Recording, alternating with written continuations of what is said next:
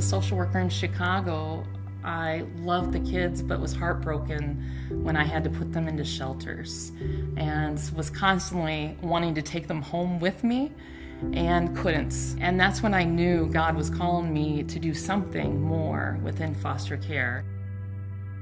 I received a phone call from Upbring early morning hours, and a couple hours later the boys pulled into the driveway with the CPS worker, and I was at the back door helping the CPS worker get the boys out of the car. And because I knew that they were Hispanic ethnicity, I greeted them with hola and said my name in Spanish, and Jay just looked at me very sleepily and said, "We don't speak Spanish." I was like, okay, well, welcome anyway. Their parents were in jail, and that was the reason they needed a placement, because they were no longer able to be with relatives. Their experience of trauma was chronic, homelessness, at times sleeping in cars, at times sleeping in hotel rooms with multiple people. There'd be like 8 to 10 people in one bed. There was a lot of violence in the home, there was neglect, they didn't always get enough food to eat, and they weren't supervised. The after effects of all this trauma, neglect, and homelessness, they thought I was going to abandon them.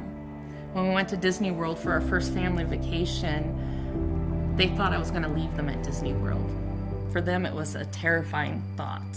And so it wasn't until we got back on the plane that their behaviors calmed down. And they went from being aggressive and not wanting to follow directions and having temper tantrums to being model children. It was a night and day difference, but they were assured that they were coming home with me.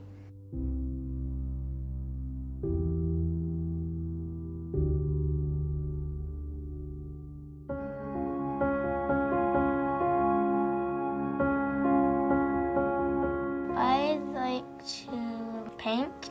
It's really messy and you can get creative with it.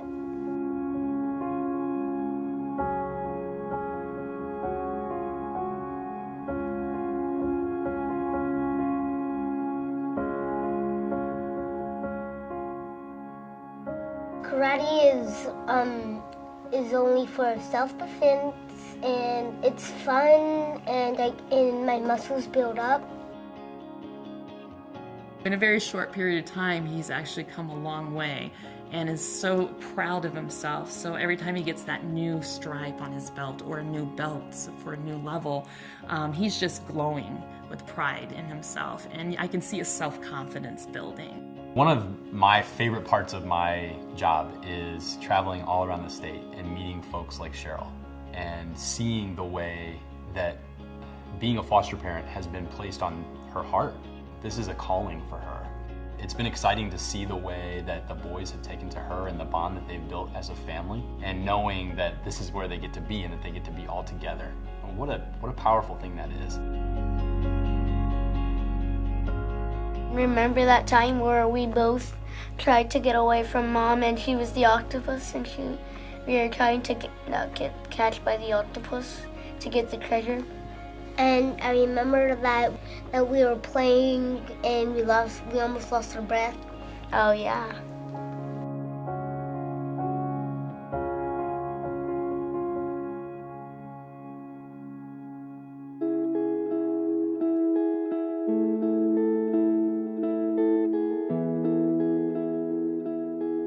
If we're serious about breaking the cycle of child abuse and making a better life, redefining what the expectations are for children in this state, it is going to take each and every one of us to make that happen. And that's what makes me excited about folks like Cheryl, that she has said, I'm going to open my home and my heart, and I'm going to make a place for 2 little boys.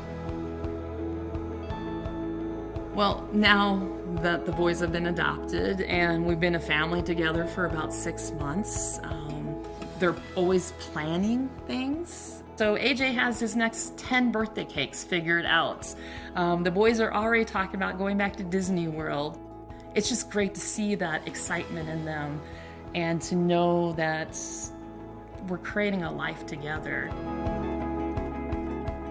What's so exciting for me is to think about Jay and AJ and what their life story is going to become. And so in a lot of ways, this is the beginning of their life stories, and I can't wait to see how they end up.